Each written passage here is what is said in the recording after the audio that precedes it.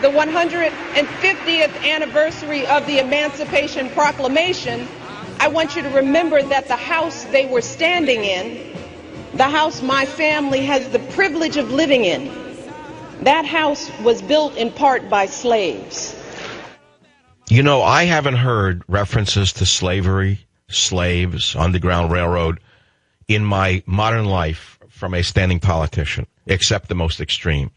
Right now we have Michelle Obama at the Congressional Black Caucus, right out of the novel Animal Farm, right out of the Communist Manifesto, stirring up racial division, stirring up racial distrust, stirring up hatred between blacks and whites in a way I have never seen. And I have a question for you on the Savage Nation. Do you think it's appropriate for Michelle Obama to refer to slavery, the Underground Railroad, etc., while giving a speech as the First Lady of the United States of America? I don't.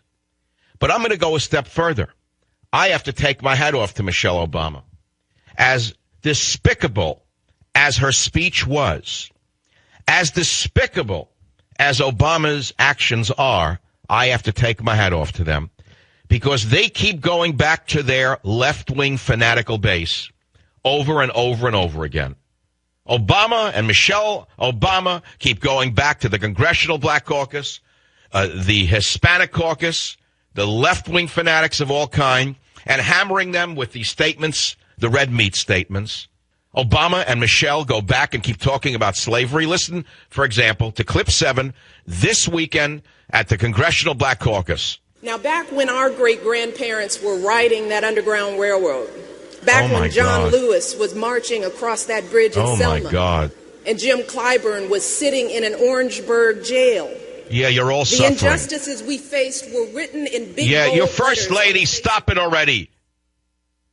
Keep going. Keep going. I'm just reacting. The battles we needed to fight were very clear.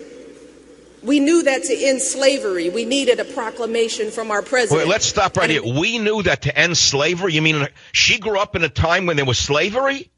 What does she mean we knew that to end slavery? Why, of course she means we black people. We black people against those evil white people. It gets even uglier. Listen to what she does next. To end segregation, we needed the Supreme Court to overturn the lie of separate but equal. To reach the ballot box, we needed Congress to pass the Voting Rights Act. Okay, now listen to where she goes in clip 8, because this, finally, if you're sitting in the middle, you're going to find out how dangerous these communists are in the White House. Listen to clip 8. The path forward for this next generation is far less clear.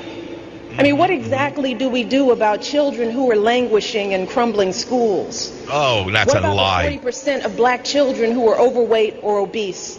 Or the nearly 1 in 2 who are on track to develop diabetes in their lifetimes? What court case do we bring on their behalf? What laws can be passed to end those wrongs? Do you hear how psychotic this woman is? What court case do we bring on behalf of children who are fat? What court case do we black people bring on behalf of black children who are going to develop diabetes? What laws do we pass to end those wrongs? This is insanity. I've never heard anything like this. But again, I take my hat off to Michelle Obama. She is at least true to her communist agenda. She has never veered from her path forward.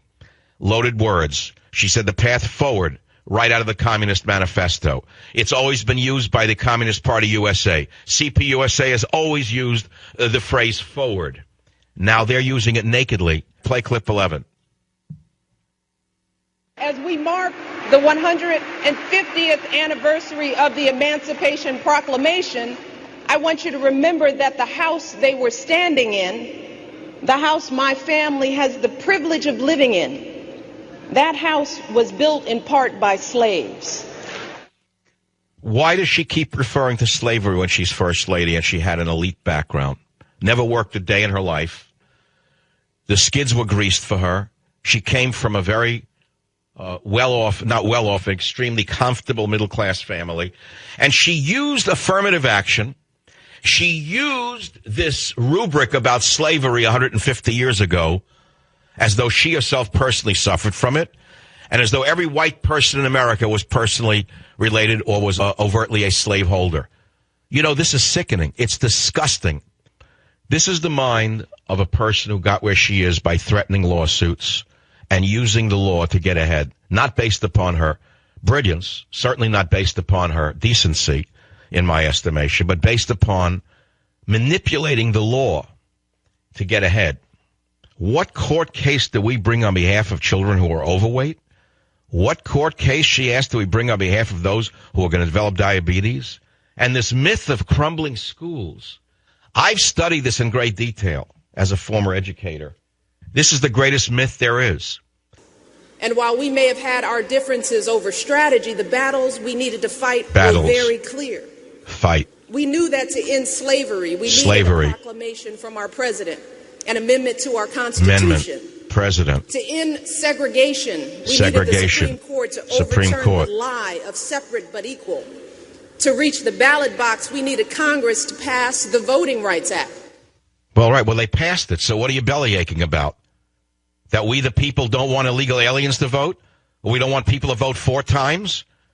What's the purpose of having a vote if your vote is diluted by those who vote repeatedly? What's the purpose of having a vote if illegal aliens are voting, Michelle? You should be supporting the Voting Rights Act instead of diluting it. Somebody has to stand up and say, knock it off, Michelle. You're an educated woman. Who do you think you're talking to? I mean, after all, she's not an oppressed woman somewhere, isn't she? She's the most powerful woman in the world. If we're going to let these throwbacks, if we're going to let these people drag us into the dark ages and take us back to a period in human history, a human civilization, before the Enlightenment, who is going to win by that? And if you want to know what Obama plans for the second regime, it could be the last regime for all we know, all you have to do is listen to Michelle Obama's words when she talks about a constitutional amendment to straighten things out. She said that we knew that to end slavery, we needed a proclamation from our president, an amendment to our Constitution, proclamation, an amendment. And then she said we needed the Supreme Court. So she's lining us up for a total and absolute seizure of power.